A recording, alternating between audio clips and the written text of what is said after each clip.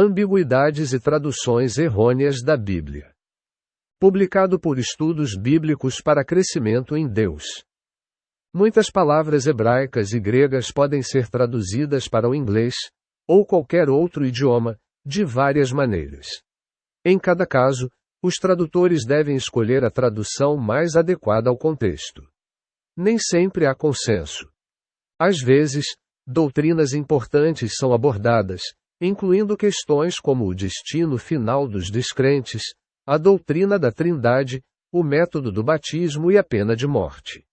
Quando pertinente, incluí links para meus escritos sobre esses e outros assuntos. Você pode clicar em qualquer referência de verso sublinhada para ver como mais de 50 traduções diferentes em inglês a trataram. Nas sessões seguintes, considerei traduções alternativas dos seguintes versículos ou palavras. Aion, Aeon, destruição eterna. Aion. A palavra grega Aeon, Aeon, é usada de 3 maneiras no Novo Testamento. Seu significado básico é idade, mas também pode significar mundo e, além disso, é usada como equivalente à palavra hebraica olam, que significa oculto, tempo. No entanto, é mais comumente, e erroneamente, traduzido como sempre, como na frase para sempre, que é usada para traduzir a frase grega eiston aiona, eiston aiona. A questão extremamente importante sobre se a punição futura é eterna ou limitada no tempo depende da tradução desta palavra aeon e seu adjetivo aionios.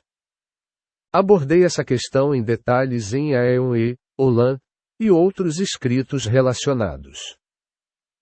Destruição eterna. Destruição eterna, ou destruição eterna, é uma frase sem sentido encontrada na maioria das traduções de 2 terasegundos 1:9. Destruição é, por definição, eterna.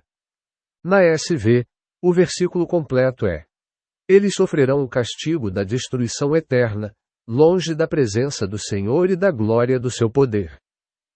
As palavras-chave gregas são aionios, aeonios, e olétiros, olétiros.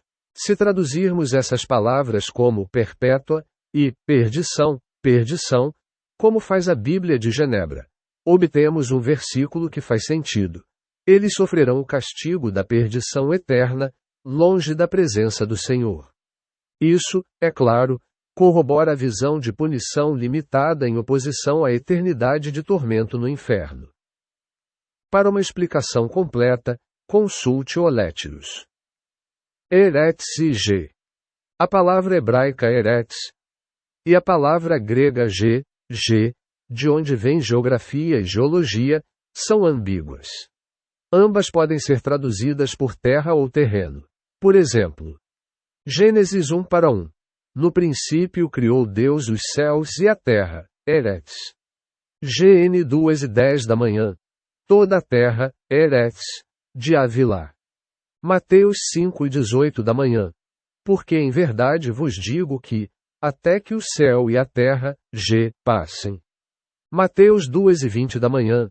Levanta-te, toma o menino e sua mãe e vai para a terra, de Israel. O Israel moderno é frequentemente chamado de Eretz e Israel, a terra de Israel. Vejamos agora Mateus 5, 3,5. Bem-aventurados os pobres de espírito, porque deles é o reino dos céus. MT 5,3. Bem-aventurados os mansos, porque eles herdarão a terra. MT 5:5. Os pobres de espírito herdam o reino dos céus e os mansos herdam a terra. Os pobres de espírito e mansos, presumivelmente, herdam tanto o reino dos céus quanto o da terra. Enquanto alguns receberiam apenas um ou outro. Não é muito sensato. Mas e se mudarmos a tradução? Bem-aventurados os mansos, porque eles herdarão a terra. Agora faz todo sentido. Herdar a terra é exatamente o mesmo que ter o reino dos céus. Anjo do Senhor. A palavra hebraica malache e a palavra grega angelos, significam mensageiro. Nem o hebraico nem o grego têm uma palavra específica para anjo. Portanto, angelos ou malache, por si só, normalmente significam um mensageiro humano. Quando se refere a um anjo, o hebraico ou o grego acrescentaram a frase, do Senhor. É por isso que, tanto no Antigo Testamento quanto no Novo Testamento, encontramos repetidamente a expressão, um anjo do Senhor. Muitas traduções colocam, o anjo do Senhor, onde a palavra, de, não aparece no hebraico. Isso é muito enganoso, pois implica um anjo específico. Êxodo 11:20 da noite diz: Eis que envio um mensageiro à tua frente, para te guardar no caminho e para te levar ao lugar que te preparei. Isso significa um mensageiro ou um anjo. Os tradutores discordam. A maioria pensa que se trata de um anjo, e vários até dão a palavra anjo com A maiúsculo. Veja Êxodo 11:20 da noite em diferentes traduções. Malaquias significa meu mensageiro. A preposição grega em é ambígua. Sua tradução mais comum em inglês é em, mas também pode significar por ou com. Os seguintes versículos bíblicos ilustram isso. Na casa de seu servo Davi, Lucas 1:68. E os outros foram mortos à espada, AP 7:21 da noite. Não há problema com esses versos. O significado é claro. Mas e os versos seguintes? Eu vos batizei com água, mas ele vos batizará com o Espírito Santo. Marcos 1:8. Porque João batizou com água, mas vós sereis batizados com o Espírito Santo, não muito depois destes dias. Atos 1:5. Deve ser na água e no Espírito, ou com água e com Espírito. Algumas pessoas acreditam no batismo por imersão e outras por aspersão. Tanto em quanto with são traduções legítimas de em. Clique em Marcos 1:8 ou Atos 1:5 e você verá que a maioria dos tradutores opta por with. Conselheiro maravilhoso. Porque um menino nos nasceu, um filho se nos deu, e o governo está sobre os seus ombros, e o seu nome será Maravilhoso Conselheiro, Deus Forte, Pai da Eternidade, Príncipe da Paz. Isaías 9:6. Mas há dois problemas. Em algum outro lugar da Bíblia há referência a Jesus como Deus Poderoso ou Pai Eterno. A palavra hebraica traduzida como será chamado é ativa e não passiva. Uma possível tradução alternativa poderia ser: o Deus Poderoso, o Pai Eterno chamou seu nome de Maravilhoso Conselheiro, Príncipe da Paz. Isso faria muito mais sentido. Veja a doutrina da Trindade. Comandos ambíguos. Em grego, o imperativo, no plural, tem a mesma forma que o indicativo. Ou, para esclarecer isso com um exemplo, as palavras de Jesus, Ereuneite tais grafas, em João 5:39 da manhã. Isso pode ser traduzido de duas maneiras. Examinai as Escrituras.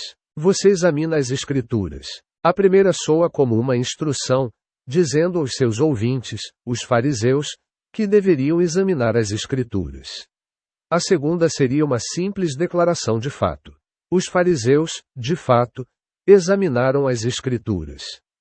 A maioria das traduções de João 5:39 da manhã diz: você examina as Escrituras. Não matarás, Êxodo 8:13 da noite. Não matarás, KJV. Não matarás, NQGV e ESV. Nenhuma diferença no hebraico. Mas uma grande diferença no inglês. A KJV apoia o pacifismo e a abolição da pena de morte e, para algumas pessoas, até mesmo a proibição de matar animais. A NKJV e a ESV pensam o contrário.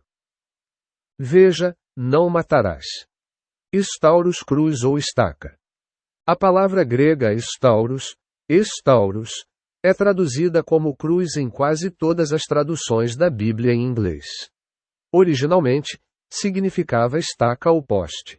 É possível que mais tarde também tenha assumido o significado de cruz. Goi, povo, nação, pagão, gentil. As possíveis traduções em inglês da palavra têm conotações muito diferentes. A palavra nação soa muito pomposa. A palavra gentil pode ser depreciativa. No uso judaico moderno, goi pode ser uma palavra rude para um não-judeu. Gadol, grande, grande, grande. Deus disse a Abraão e Jacó que faria deles uma grande nação. Ou será que ele quis dizer um povo numeroso? Ambas as traduções são válidas. As pessoas usaram essas palavras para apoiar a visão de que os ingleses ou os americanos são descendentes das tribos perdidas de Israel. Mas quando Israel saiu do Egito, essa profecia já estava cumprida se traduzirmos Gogadol como povo grande, embora eles dificilmente fossem uma grande nação. Para mais informações sobre problemas de tradução, veja The King James Version e The Concordante Literal New Testament. Aeon e Olan. Não.